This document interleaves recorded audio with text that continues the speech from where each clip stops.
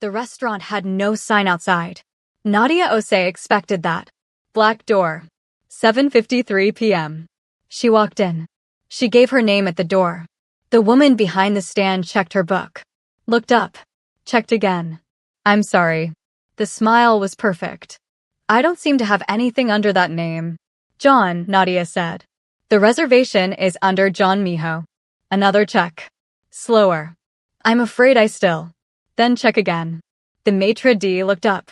Something shifted in her expression. She checked again. The dining room hummed. Conversations were low. Glass against glass. Several tables had noticed the exchange. I'm so sorry, the maitre d' said. Final now. There's truly nothing here. Perhaps the booking was made at Nadia. The voice came from her left. A woman appeared at her elbow, Korean, early 30s, impeccably maintained, the kind of put together that had been a lifelong practice rather than an occasion. The smile she brought was warm. The eyes behind it were doing something else entirely. I think there may have been a mix-up. Giselle's voice was pitched precisely, loud enough for the nearest 3 tables, quiet enough to seem private. This restaurant has a very particular clientele. Very specific booking process. Perhaps the reservation was made at the wrong establishment? It happens. A small sympathetic tilt of the head.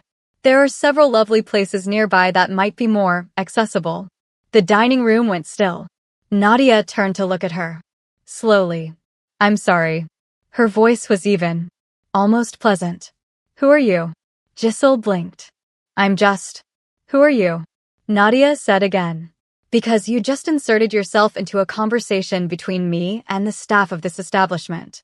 So, I'd like to know who you are and what specifically about me walking through that door told you I needed your help finding somewhere more. She let the words sit in the air between them, accessible. I was only trying to. I know what you were trying to do. Nadia held her gaze. I'd like you to say it properly. Out loud. In this room. What did you see when I walked in here that made you decide I was in the wrong place? No one pretended anymore. Giselle opened her mouth. Nothing clean came out. The composure she had walked in with 30 years of knowing how to present herself in exactly the right rooms met Nadia's directness and found, for the first time in recent memory, that it had nothing to stand on. The door opened. John Miho walked in. He scanned the room in a second. His eyes landed on Nadia. Moved to Giselle standing in front of her. Read the entire scene with the speed of someone who had all the relevant context already loaded. His expression hardened. Not anger. Something colder. He crossed the floor. No stops. No detours.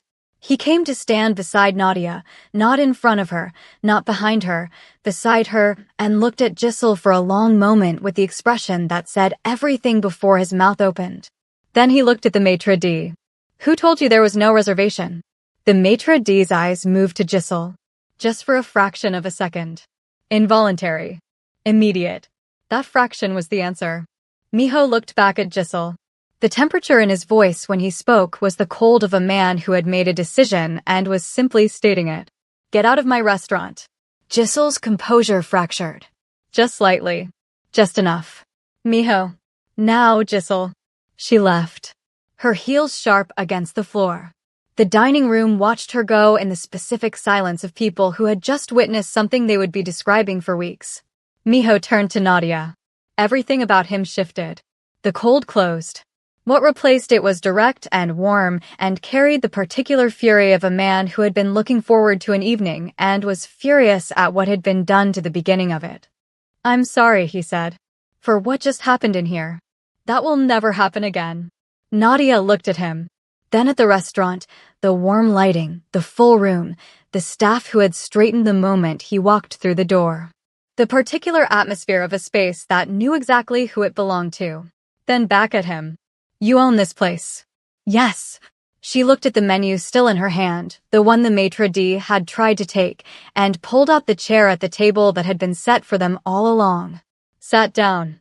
Placed the menu on the table in front of her. Then we should probably order, she said. That should have been the end of it.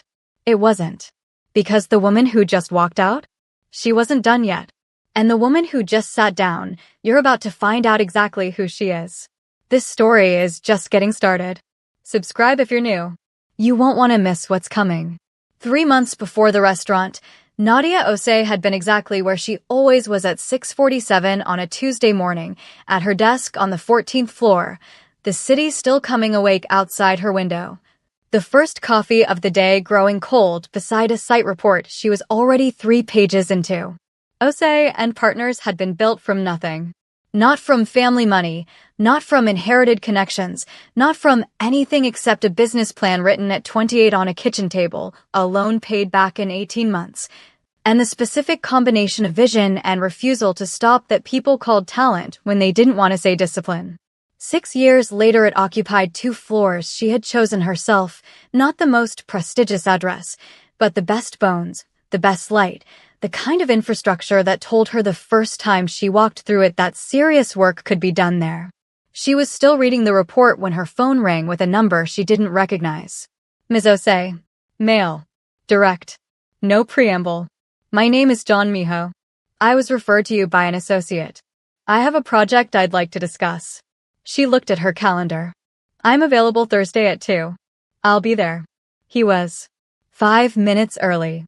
He presented the project the way she would come to understand. He presented everything, the full information on the table from the start. No management of her reaction, no strategic withholding. A mixed-use development on the eastern edge of the city. Significant scale. The kind of commission that would occupy her firm for 2 years and produce something she would be proud to put her name on. She asked 14 questions. He answered all of them. At the door, he paused. Turned back. Thursday evenings. Are you usually free? She looked at him for a moment, reading the question for what it actually was. That depends on the Thursday. This one. The specific pause of a woman who had been running her own life long enough to know the difference between a question she wanted to answer and one she didn't. Send me the details, she said. He sent them within the hour. John Miho had inherited an empire and then built another one beside it. The legitimate operations, hospitality, real estate, import networks across 6 countries ran with the precision of something refined over 2 generations. The restaurant was one of 17. Not the largest. His favorite. The one he had designed himself down to the lighting temperature and the distance between tables because he understood that the details of a space were not decorative, they were structural. He was 33. He ran his world from an office that didn't look like one. He was not a man who spoke often, but when he spoke, people listened because he had never given them a reason not to. His personal life had been, by design, uncomplicated. He was selective in the specific way of men who understood the value of their own attention and did not give it carelessly. He had not been looking for anything when Nadia Ose's portfolio crossed his desk and made him stop and look again. He paid attention. Giselle had known Miho since they were 7 years old. 30 years of overlapping families, shared events, the particular closeness of 2 Korean households in the same city who had grown up in the same rooms. She had been at his father's 60th birthday. He had been at her sister's wedding. Their mothers spoke every week without fail. She was the person his parents thought of when the conversation turned to the future. Not because it had ever been stated directly, these things rarely were, but because it had been implied in 100 small ways across 3 decades, and Giselle had built her understanding of her own life around those implications. She had watched other women come and go, had waited with the patience of someone who believed the timeline was already written. Then she heard about the architect. She sat with it for 4 days. Then she made a call to the restaurant. They ordered. The dining room settled around them. He apologized once more. She accepted it once and moved forward, not because it didn't matter, but because she was not a woman who lived in incidents when there was a perfectly good evening still ahead. They talked for 3 hours. She told him about the community center she had just completed, smaller than her firm usually took on, the one she was most proud of because of what it gave back to the space it occupied. He listened with the particular attention of someone actually processing rather than waiting for his turn. He told her why the restaurant had no sign. Not pretension, preference. He had never wanted to build things that needed to announce themselves. She looked at him when he said that. That's an architectural principle. Is it? The best buildings don't shout. They just stand. He looked at her across the table. Yes, he said. Exactly that. At her car, later, he walked her out. Neither of them was ready for the evening to be finished. At the door, she turned. "The project," she said. "I'll take it." "I know," he said. She almost smiled. "Good night, mijo." He watched her car until it turned the corner. Stood in the quiet street with the feeling of someone who has just confirmed something they already knew. They saw each other twice a week after that. Once for the project, site visits, design reviews, the professional architecture of two people building something real. Once for everything else, dinner, a gallery, evenings walking through parts of the city she was redesigning in her head as they moved through it, pointing out what she would keep and what she would change, and what the bones of a place told her about what it wanted to become. He listened to all of it. He asked questions that showed he had processed the last conversation before starting the current one. She found that it was rarer than it should have been. One Thursday, late in her office, site plans spread across her desk between them. He brought food from a place near the site, nothing expensive, just exactly right. And they ate standing at the plans and talked about load-bearing and sight lines, and what the building would feel like from the inside when it was complete.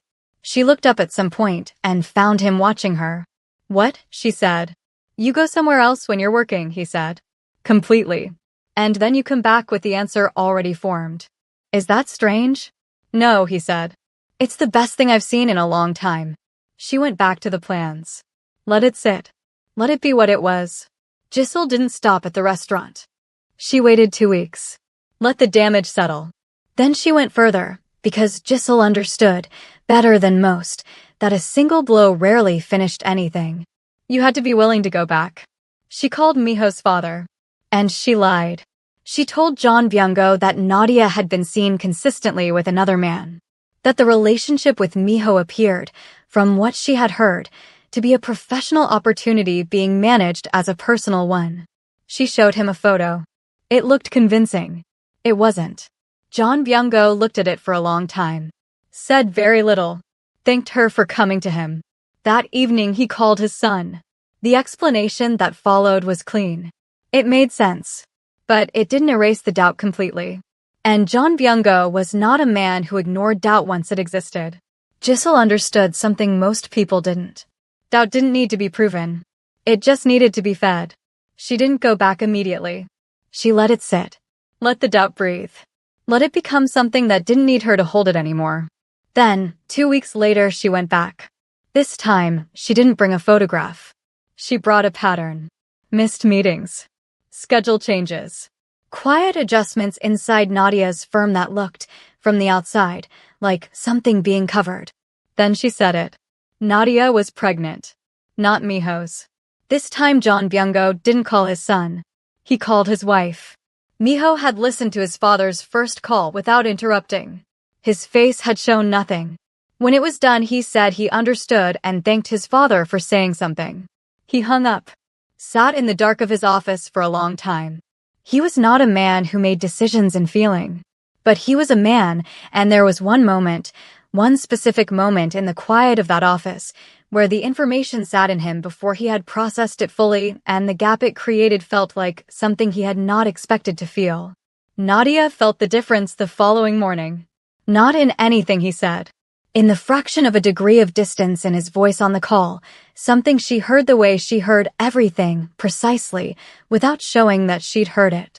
She said nothing. Filed it. Sat with it through the day. That evening she called him back. Something's different, she said. No preamble. Nadia. Don't manage it, she said. Just tell me. He told her. All of it. His father's call. The photograph described to him. The moment he had felt before the thinking caught up with the feeling. He said it plainly, without managing her reaction, without softening what needed to be said straight. When he finished, the silence between them was long and full. A photograph, she said. Yes. Of me with Michael. Yes. From the Harlow project completion. 2 years ago. It's on our website. I know, he said quietly. You know. I know now. A pause. In the moment. There was a moment. Before I thought it through. I should have called you that night instead of sitting with it. I let a night pass where you didn't know something that concerned you. That was wrong. Nadia sat with this. Not with the lie. The lie was Giselle's, and she would deal with that separately. With him. with a moment he had described honestly when he could have said nothing and she would never have known. "Who told your father?" she said. They both already knew. She was at the John family home on a Sunday, 3 weeks after the photograph incident had been resolved, the stress between her and Miho repaired, the relationship solid again. His mother had been warm at the door. His father quieter than usual, but she had filed it as tiredness. She was looking for the bathroom when she heard it. A corridor. 2 voices. The specific sound of a conversation not meant to be heard, low, urgent, the quality of words exchanged between 2 people who believed they were alone. His mother's voice first. Tight with something. "You're sure she told you this?" His father. "That's what Giselle said. That the child isn't his." A long silence. "Byungo. This woman has been nothing but. I know what she has appeared to be. I'm telling you what I was told." Nadia stood in the corridor. She stood there for a full 10 seconds. Completely still. The way she stood in her office when a project had gone wrong and she was taking the full measure of it before deciding how to respond. Not frozen, processing. Arranging what she had just heard into its actual shape. Then she walked back into the dining room. Sat down at the table. Picked up her glass. Miho looked at her from across the table. Read her face with the precision of a man who had learned her expressions and understood the difference between her ordinary composure and the composure that was doing heavy work. "Nadia." "After lunch," she said quietly. "We need to talk." She told him in the car outside. Exactly what she had heard. Exactly where she had been standing. Exactly what had been said and in what order. He listened without moving. When she finished, his jaw set. Something colder than anger. "She told my father you were pregnant," he said. "With another man's child." That appears to be what she told him. Giselle. Yes. He sat with it for exactly 5 seconds. Then he took out his phone. He called his father first. Told him to come to the house that evening. His voice on the call was the particular quiet his father had heard perhaps 4 times in 36 years and had learned to take seriously. Then he called Giselle. "My father's house," he said. 7 o'clock. "Don't be late." She arrived thinking it was a conversation. She walked into a room with his father, his mother, and Nadia sitting at the table and understood immediately that it was not. Miho stood. Didn't raise his voice. Didn't move toward her. "Tell my parents," he said, "what you actually told my father. Both times. The photograph. The pregnancy. Say it in this room in front of everyone it concerned exactly as you said it." Giselle looked at the room. At his mother, whose expression was the controlled fury of a woman who had been lied to in her own family. At his father, who was looking at her with the expression of a man who had just understood the full extent of how he had been used. At Nadia, who was sitting with her hands folded on the table and her eyes on Giselle with the steady patience of someone who had already processed everything and was simply waiting for the rest of it to be finished. "Miho. Say it." The silence in the room was total. Giselle said it. Not fully. She tried to frame it, tried to manage it, tried to present it as concern rather than calculation. But Miho stopped her every time she reached for a frame that wasn't the truth and asked her to say what she had actually said. By the end of it, the room had the complete picture. Every word. Every visit. Every lie dressed as love for the family. His mother stood up from the table. She looked at Giselle with the expression of 40 years of friendship being assessed against what she had just heard and found to be fraudulent. "Get out of my house," she said. "And understand that when you leave this room, you are leaving everything that came with knowing this family. Our name. Our doors. Our world. You are leaving it tonight and you are not coming back." Giselle looked at her. Looked at Miho. Something in her face tried to find the version of this she could survive the spin, the reframe, the story she could tell afterward that would leave her with something intact. Miho watched her look for it. Let her look. Then said the last thing he would ever say to her directly. "There is no version of this you recover from. Not here. Not anywhere that matters. Go home and explain to your parents what you did tonight, because I will be calling your father in the morning." Giselle left. The room held the silence of what had just happened. Then Miho sat back down at the table, looked at his parents, then at Nadia.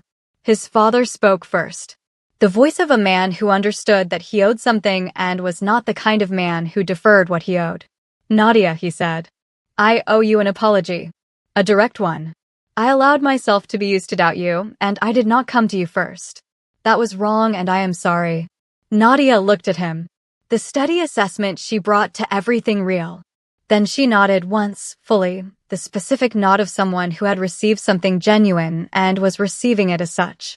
Thank you, she said. His mother reached across the table and put her hand over Nadia's. Said nothing. Didn't need to. The following morning, Miho called Gisel's father. The conversation was 20 minutes. He said what needed to be said completely, not to destroy, but because Gisel's father deserved to know what his daughter had done, and the pretense of not knowing was not something Miho was willing to maintain. What happened in Gisel's family after that call was not his to manage. But he had made it impossible for her to manage it herself. To frame it herself. To survive it with her version of events intact. Every door his family's name had ever opened for hers closed within the month. Quietly. Permanently. Without announcement, because in his world things didn't end loudly. They simply ended. Gisel left the city 6 weeks later. There was nothing left in it for her. The legal notice arrived before she did. Nadia didn't announce it. Didn't discuss it. False statements. Documented damage. Professional and personal. It wasn't emotional. It was procedural. And it followed Gisel out of the city. The week after the family dinner was honest in the way weeks after difficult things were honest. Something between them was slightly different, not broken but stressed, the way good structures showed stress without failing. She felt it. He felt her feeling it. He came to her office on a Thursday. Unscheduled. Which said everything.